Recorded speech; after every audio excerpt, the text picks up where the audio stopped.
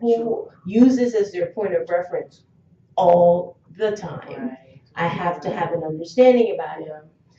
My individual self, I've always worked out, always taken care of myself.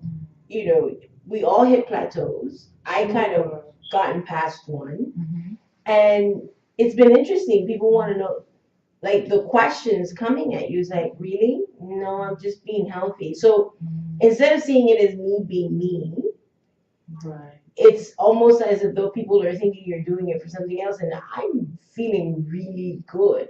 Right. I always feel, you know how I'll be like, I don't get dressed for you to tell me that I get dressed to feel good. You know, I don't need for, to wait, because I grew up where I didn't have to go outside of my home to hear good job, you're pretty, you're beautiful. Like, that is how I grew up. So I didn't feel the need to have to go outside. So my moving past it is, you have to be really grounded. Like, I mean, you really have to know who you are, what your triggers are, how to get past those, because it's coming at us. If it's not, even if you're not in front of the TV, the billboards. Well, see, and when you asked that question originally, it was more so in regards to our reality, meaning our day-to-day in our offices, how folks interact with each other in the community. That's what I was referring to, more so than the reality TV. Because for me, reality TV is like wrestling. Wrestling. Which is also staged. It's staged. So, it's for a chance for me to sit in front of the TV and laugh at the shenanigans. Like, really, are you living like that? And of course, there's some part of me that's saddened by it. Like, for example, when real reality seeps in. For example, I know you had talked to me at one point about on Love and Hip Hop, the woman Erica, who really prides herself on being a businesswoman and having all these enterprises, but then her man is, he's in jail, and that's real. Like, this guy is facing real time, so that's real, and it's he's just a side note on the show, but that's going to impact her family. So that part saddens me. But as far as my image and reality shows, and then why would so she much. want that? Like, those are when I saw that, I was like, why would you want everybody to know that? Well, like, why would you want everyone to know that that's happening? And the thing is that particular incident and about holding your man down, do we want to teach our young girls that, you know what, you got to hold him down? That's a real woman. You don't want to teach kids that. Well, and it's so, I struggle with, as a clinician doing domestic violence work, we say, if you're being abused, let people know, you need to talk about it, whatever. And a lot of cultural wise, it was I was raised to not have your business out in the street. Of course. So our whole thing is there's certain things that you need to bring out to the forefront. Now I don't even think anything gets kept at home at all. No. I think everything is out in the street. And because it's what gets attention, it's what sells. So it's a tough market. Sure. It's a tough. We're living in this society that dictates our every move in this very profound way. So instead of, and it's this thing about our own survival in it. How do you come out on the other side being true to yourself? Sure. So we're going to take another break. There's a lot going on in the headlines. We have politics, we have Obamacare, and as someone who uses computers and has gone to other sites, I'm curious. I would love to hear what you think about the fact that everyone was making such a big deal about the system not working. I was like, I've gone to places and things don't work, and it wasn't the end of the world. His speech, the President Obama's speech this week. Also sports. The whole Super Bowl is coming up, Denver and Seattle, and Sherman from Seattle has gotten a lot of attention, and sort of to touch on that. And then entertainment, we had the Grammys. Also shows that I don't watch that much anymore. And what that means. Oh, we have a caller. Who's calling us? I believe it's one of the owners of this radio station is listening to you. Okay. Is it coming in? Hello, caller, you there? Let's see if you can hear us. Hello. Hi. Yes, can you hear us? Yes, hi, how you doing? Fine, thanks. Thanks for joining us. Oh, thank you for having me. So where are you calling us from? Well, I'm calling, first of all, I'm listening to the show, great show. I really am enjoying what you're saying, and I would just like to make a short statement. My name is Edward, and all what is being discussed is very, very important, I think. We have to pay very close attention to what our social network is doing, not only to the grown-ups, but even to our kids. Sure, I think our kids are really, really being misleaded in so many ways through social networking. And we as parents, we have that obligation to show them what is real and what is fake. I think that is my point that I really would like to contribute. We as parents have that obligation to our kids and our loved ones to really enlighten them about what these social networks is doing in our community. Yeah. You know, I thank you so much for that point because I think the kids, it's so much that the kids don't even know that it's, like you said, Gigi, that it's staged. They think that that's how we are supposed to behave and that's how everyone behaves everywhere. So I'm so glad you called in to highlight that point because it's up to us, it's up to parents, it's up to teachers, it's up to mentors. Because if we're leaving these stations and these shows to raise our kids, we're going to be in some serious trouble. Yes, yes, indeed. And you know, it's kind of like a tough thing, and I'll be honest because I do have kids, and I have young nieces and nephews. They are so off with this technology. It's like they are always ahead of us sometimes. You see, so it's hard. It's an uphill battle because we try to let them know, try to teach them the right path, but technology has made it so easy for them to get involved in this thing. And as some of the parents are not as technology savvy, they are left behind. So it's not really a hard job, but I believe that's the right thing for us to do as parents and as we have to set that example. Facebook, social medias, there's a MySpace, and there's a lot of names out there nowadays, and it's just getting bigger and bigger and bigger. And these kids are two steps ahead of some of their parents. So it's just a continued work. I think we have to just continue as parents to continue doing that work, continue monitoring what they're doing, and to let them know the difference between the reality that they see and the reality that is happening.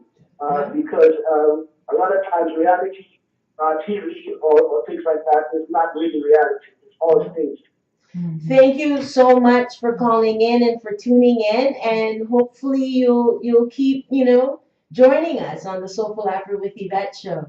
So Hassan, we're gonna take our break and we'll be back. Or Gigi, did you have a? I just have one more comment around social media, and as All right, well, thank you for calling. as yes, as Edward was talking, one of the things that has definitely had an adverse impact around social media, and it's not for all children, that the whole interaction, relationship building, talking to one another face to face. They can't even look at you when you're talking. That's it. And intergenerational conversations, like really talking to your parent, grandparent, or your relatives in something other than the social shorthand. Yeah. That is an adverse impact that I hope that we can start to make that change. Have opportunities for folks to meet face to face, understand the social graces, the things that we grew up with. So I just wanted to make that. I mean, I was just home, just a quick note on that so we can go into the headlines when we come back is I went 4 days in Panama and really didn't sit and watch TV at all. Right. Because I was outside with my dad, I was sitting outside, I was doing something that didn't require me to feel stuffed up inside in front of the screen. Or tethered to your phone. Exactly. Right. I didn't even use my phone. I took a trip to Africa for 28 years. Yes, he did. He went home. And I was very scared. I thought I'm going to miss Facebook and the internet. Honestly, I didn't. You know, I had fun. You got up in the morning and you either relaxed or you went for a walk or you went out. Yeah. You know, I didn't even think about my phone. If the phone rang, fine. But it was. I think it was the fact that you were relieved. America has so much on us, and when we go somewhere else, it's like everything. You just dust it off and just live. You know. I would only check like once at night. Sure. And if I watched TV, it was with my dad to sit down and watch a movie. But it wasn't like, I need to see what's going on today. Right. It wasn't that intensity. Right. And as soon as, you started getting close to Boston, I was reaching for my phone. Yes. Of course. Yes. And I mean, Yeah. and even I noticed on your page when you were sharing your experience and, you were meeting up with all colleagues, that was relationship building that started back then. Right. Yeah. That when you get together, you're like, yeah, I remember this. It's like riding a bike. Yeah. Yeah. So it is. I mean, you talk to kids and they're looking down because they spend so much time looking down. So it is having an impact. So thanks to Edward for calling in and sharing that. Hassan, we're going to take another break. Yes. But yeah, Hassan, but you know what? We're going to have to do another show about you going back to Sierra Leone and what that was like. And now we have the new studio. We have all these new stations. Right.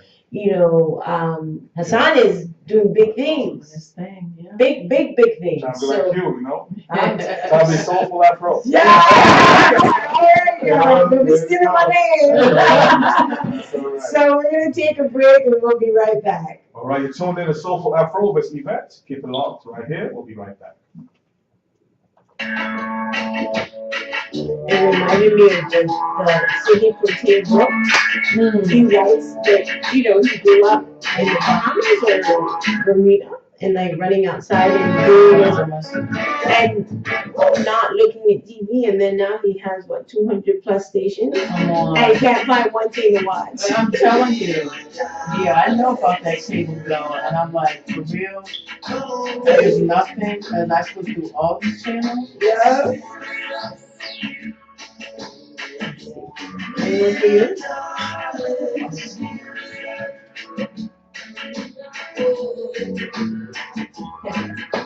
Anyone for you?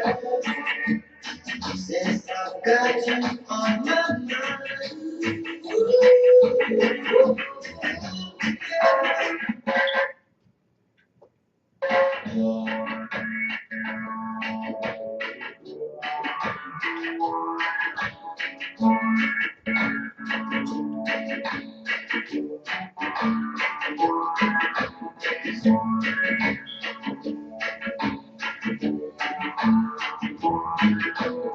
Step it up, little darling, step it up. Come on, baby. Step it up. Sometimes people upload the videos.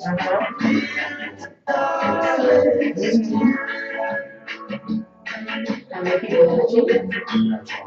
Huh?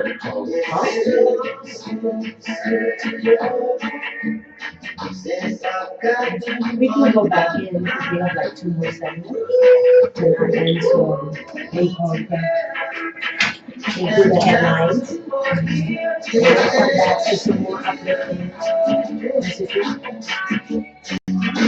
That's before he was a real Rasta. He was a Rasta. Dreadlocks were, the dreadlocks were forming.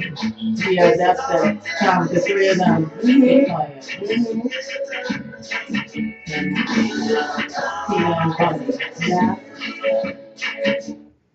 Welcome back to the first 2014 Soulful Afro with Yvette show. We've been talking about some of the concerns, some of the things that we're seeing in our community. We've touched on the social media, the reality TV, the impact on our youth, the impact on our own self-images, our own self-worth, our own identity, how it defines beauty. So now we're just going to do some headline stuff and then come back. So headlines. There's been a lot. Yes. So, I mean, we can't even cover everything that's been happening, but two things around politics. We have the Obamacare. What stood out with me, for me on that whole thing was the Jimmy Kimmel show going out and asking people, what do you think about the Fair Act, the Affordable Care Act, and they would say, I really like it. And then he would ask them, what do you think about Obamacare? And they were like, I don't like it. And then he would tell them, no, it's the same thing. It's the same thing. Yeah. And then when the website was kicked off and it failed, like some things do when they first start, and that they were very upset. So what are your thoughts on that? Well, first of all, I mean, it's very clear that our president, that there are a lot of people waiting for the missteps. So if it's not executed flawlessly, that they're going to have a problem with it. And if you look back in history, when Social Security was implemented, you think about that. That was a system that was implemented nationwide without the aid of computers. Yeah. And there was a lot of noise around that system. Now, even though it's having its issues now, if you think about from that time when it was implemented until now, you say to yourself, what would people do without it at this point? Exactly. Some people live on their Social Security check. So with that said, it was to be expected that there were going to be some kinks that need to be ironed out. Because I work in healthcare, we also have transition that we have to do. The good news is in Massachusetts, because we had affordable healthcare before then, that it's something that the transition is not as steep. Yeah. But ultimately, when they look back on history, they're going to say, wow, don't know what would happen if I wasn't able to get health care, or how would I pay for this catastrophic illness? So, yeah, and you just touched on something that, President Barack Obama, he can't have, he just seems to like little mistake, and it's blown up. And what I found interesting this week was that he had his first State of the Union for the new year, and all they've been doing is fact checking him. Yes. Everything he has said has been fact checked, Was it concrete what he said? And I've never seen that. I don't know if it's because, I've paid more attention to him than any other president, But I remember even Bill Clinton, I was fascinated with him and some of the policies that he brought forth, but I don't remember it being so aggressive to question. They have been fact checking him ever since he ran for president the first time. So they're still checking his birth certificate. Yeah. So as far as you thinking that this is a new phenomenon, no.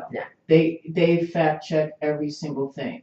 That's how they were able to identify when he said, "Oh yeah, they can keep their own insurance." And you know what? If someone were to ask the CEO of my company something that may be going on technologically in our company, I don't think he'd be able to speak to it wholly and be able to say with full confidence that certain things are going to happen. So understand that the United States is a big corporation, and so there are some issues around the health site that he would not have been privy to as a result, because when you start to have a conversation with the President of the United States, you're giving him the Cliff Note version of how certain things are going on. Mm-hmm. Now, obviously, he has to trust that these people are in his corner and that will give him the information that they need.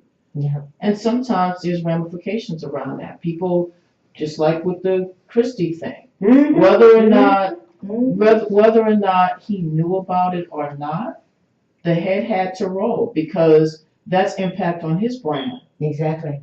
And the thing is that he was doing so well. They thought that he responded to Sandy better than most and whatever. Yes. And just this one traffic thing Of from his course. staff Yeah. has sort of taken over everything that he's done in the past year or so. Absolutely. So it's interesting. So there's always that dynamic of how much do you really know based on your organization, etc.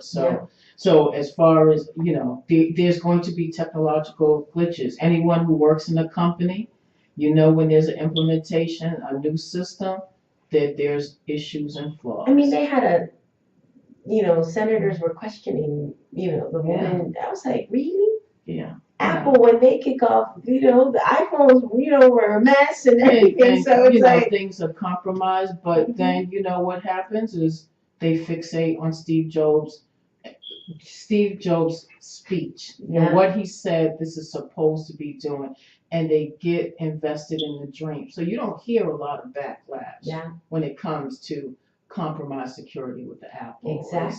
Exactly. Or the fact that you can't really replace it unless it costs you almost as much as getting a new device. Exactly. They don't talk to you about exactly. those things. So sports, I'm a huge football fan. Super Bowl is this weekend. Neither team I like. Denver Broncos and did I say that? My cousin really likes Denver and Seattle Seahawks. Yeah. But Sherman from the Seahawks has gotten an enormous amount of attention. Brother can play. He really can. Brother made the play of the game. They got them to the Super Bowl. Yeah. Like he backed up all his talk. Right. But yet he has been shunned as being negative, too vocal. I mean, to me, probably too much, but he was like a typical athlete who was like on a high for winning, doing it right. Sure. Doing it bold. And yet he has become, they're questioning everything about him. Right. Is that an impact of social media also, or stereotyping of even athletes as Sherman who have the backup to prove that they can boast? Absolutely. I think for me, I understand his reaction because it was the heat of the moment. But I think if he had stepped back for a minute, that it might have been an opportunity for him to be able to show that I got this because I'm bad like that without all of that extra, he was on a roll. Yeah, and I mean, he ripped. And when he was ripping, here's this woman who is looking like, okay, I'm scared. And then you couple that and then put it in the news cycle. And then you put it on social media. And then kids see it and it's like, oh, that's a okay reaction for me to have. They're not going to focus on the fact that he's a Stanford graduate. So that dude is smart too. Yeah, and it's just it feeds into, okay, so he did that, but like you said, there's all these other things about him, and that has gotten lost. It's gotten lost. So I'm rooting for him actually. Yeah, because even though the rest of the country is probably rooting for Peyton Manning, but I'm actually rooting for him because I think he deserves to then come back and say, you know what? Yeah, right. I told you. Yeah, I got this. So that's the now entertainment. Yes. Also an impact of what we see or what we don't see and how contradicting it is. So I didn't watch the Grammys, but then got up the next day and I still do read my paper and read Sure. the news on the computer. And the headline was Beyonce's act with Jay-Z to open was a bit risque for 8 o'clock. Now I'm thinking reality shows are on at 8 o'clock. Absolutely. So how are you going to criticize her Right. and still have some of these reality shows on Absolutely. at 8 o'clock? Yeah. I then, was curious and I went back. Yeah, risque, but it was an adult show. Sure. She is a performer. Mhm. She was performing with her husband. To me, what I saw was, God, these two people really love each other and they Right. really have no problem showing it. Right. But that has not, I've No, heard that's that not- minimal I was versus gonna how say, risque they're not it leading was. with that. And I think that this is still another example of in 20 years from now, 30 years from now, they're going to be like, wow, that Beyonce